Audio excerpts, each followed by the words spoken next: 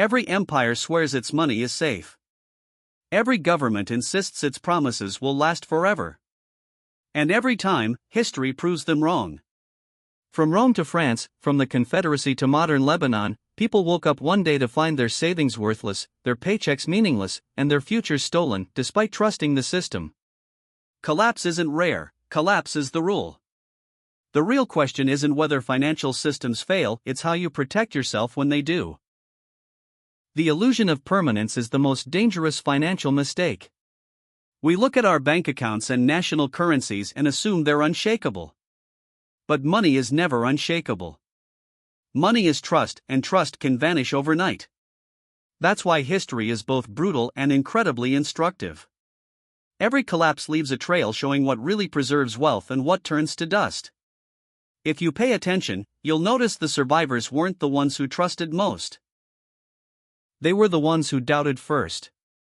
Let's talk about the Byzantine Empire. Usually remembered as the eastern half of Rome, it somehow survived 1,000 years after the Western Empire fell. At the heart of its economy was the solidus, a gold coin so reliable that merchants across Europe, the Middle East, and Asia accepted it without question. It was almost like a global reserve currency in the medieval world. But here's the part you'll appreciate. You'd think they would have learned from Rome's earlier disaster with the silver denarius, which had been continuously debased by emperors until it was basically tin with a silver wash. We've told that story before. But no. Centuries later, the Byzantines made the same mistake with gold. They reduced its purity and mixed it with cheaper alloys. At first, nobody noticed. Then trust cracked. The coin that had anchored Mediterranean trade became just another political fiction. When the coin lost its credibility, the Byzantine economy lost the stability it once enjoyed. So what survived? Not paper promises or government decrees. Merchants who quietly hoarded real gold or land outside imperial reach preserved wealth, while everyone else watched their money evaporate. Here's the timeless lesson: governments cannot resist the temptation to dilute their money. When they do, real value flees to assets that cannot be counterfeited. But not every collapse comes from rulers tinkering with coins. Sometimes it hits out of nowhere. In the mid-14th century, Europe was struck by the most devastating pandemic in its history, the Black Death. Between 1347 and 1351, nearly half of all Europeans died. Cities emptied, villages vanished, trade routes collapsed. Yet the economic story of the plague isn't just about disaster. When half the labor force disappeared, labor became precious.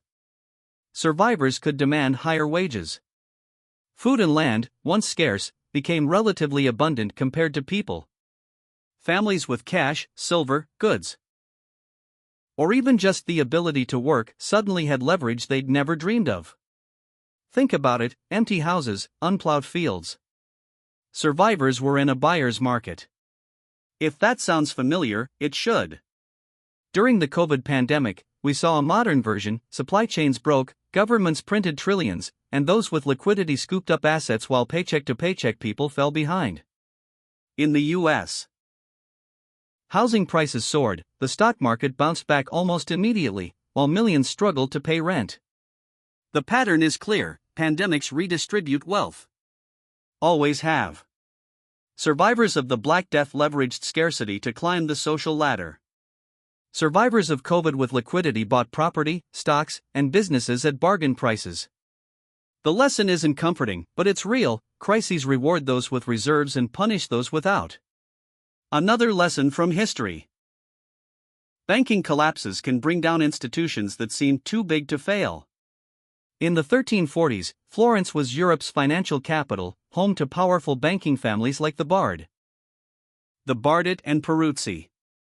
These houses had lent heavily to kings, most disastrously to Edward III of England, who defaulted on enormous loans during his wars with France. When Edward stopped paying, the banks collapsed. Depositors were ruined, trade froze.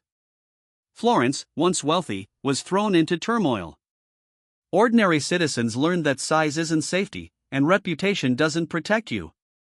The lesson is clear: too big to fail is a lie. Institutions exist to profit, not to guarantee your survival. The lesson repeats every century, from Florentine crashes to Lehman Brothers to Lebanese banks. The American Civil War is remembered for battles, politics, and the abolition of slavery. But behind the gunpowder and speeches was a brutal financial war that most Americans today barely understand. Both the Union and the Confederacy discovered that war on that scale required printing money. In the North, the government issued greenbacks. Paper currency not backed by gold, but by the promise of the United States itself. At first, it seemed bold and patriotic. But the more greenbacks flooded the economy, the less they bought. Trust faltered. In the South, the problem was worse. The Confederacy printed graybacks in staggering quantities. By the end of the war, inflation had reached almost unimaginable levels. Prices skyrocketed, salaries were worthless, and money couldn't even buy a loaf of bread. By 1865, Confederate currency was not just weak, it was dead. What mattered in that collapse weren't paper promises, it was hard assets: land, food, gold, anything tangible. For ordinary Southerners, it was devastating. Lifelong savings vanished. Opportunists with access to tangible goods, however, seized property and wealth at fire sale prices. This is a lesson Americans rarely hear, but should never forget: your country has already lived through a currency collapse. Protection didn't come from trusting paper money, it came from holding assets the system couldn't print away. France offers another brutal case: revolutions can destroy money faster than wars.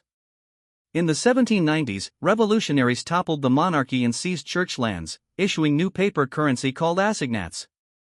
Supposedly backed by confiscated property, these notes were meant to stabilize the economy. Instead, governments printed them endlessly. Each new issue diluted the last.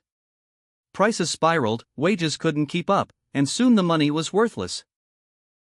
In Paris, people refused to sell food for paper, demanding goods or silver instead.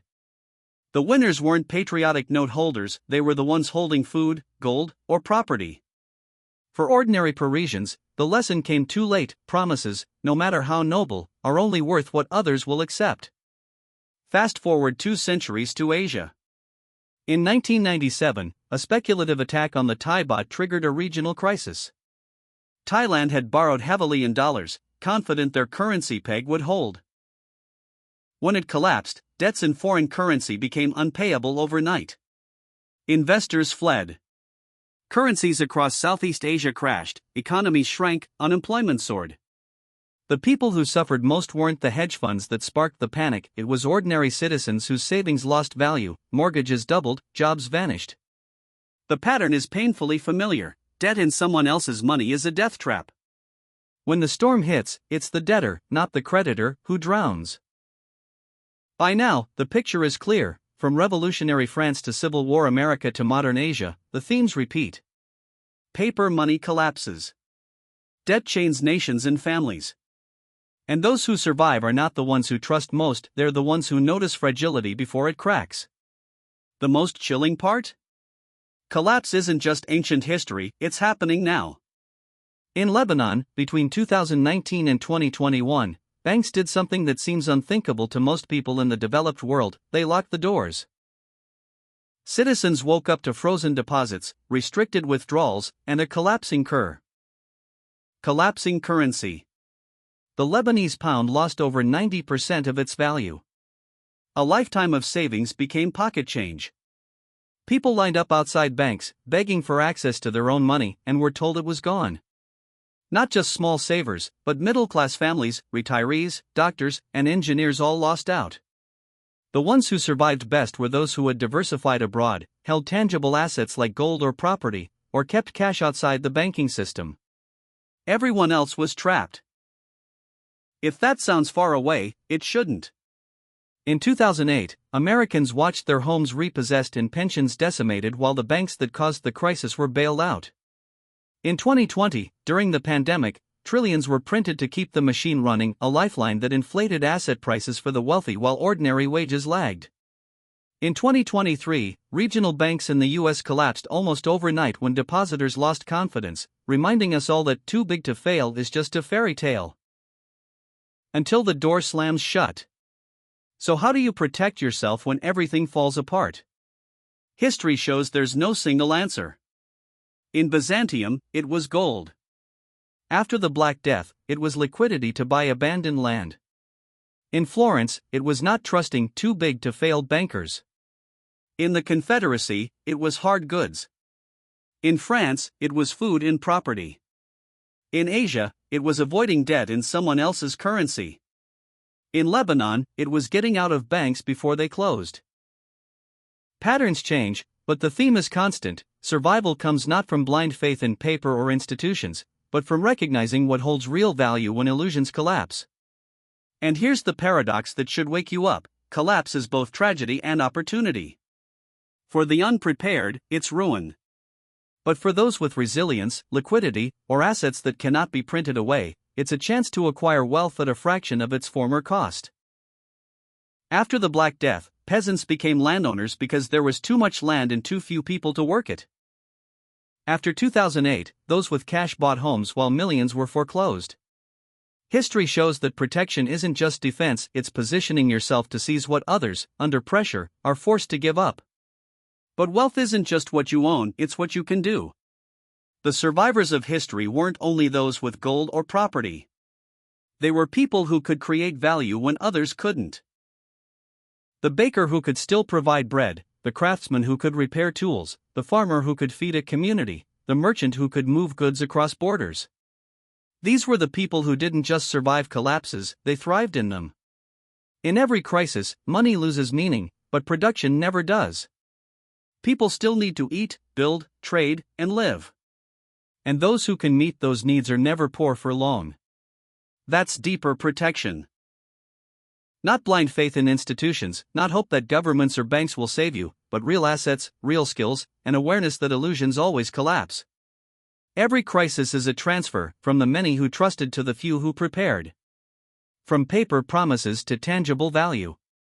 From passive savers to active builders. History shows this pattern again and again. So the question isn't whether everything falls apart, it always does. The question is whether you'll be among the many holding promises, or the few holding something real. If this gives you a new perspective, hit subscribe. History has the answers. I'll show you where to look.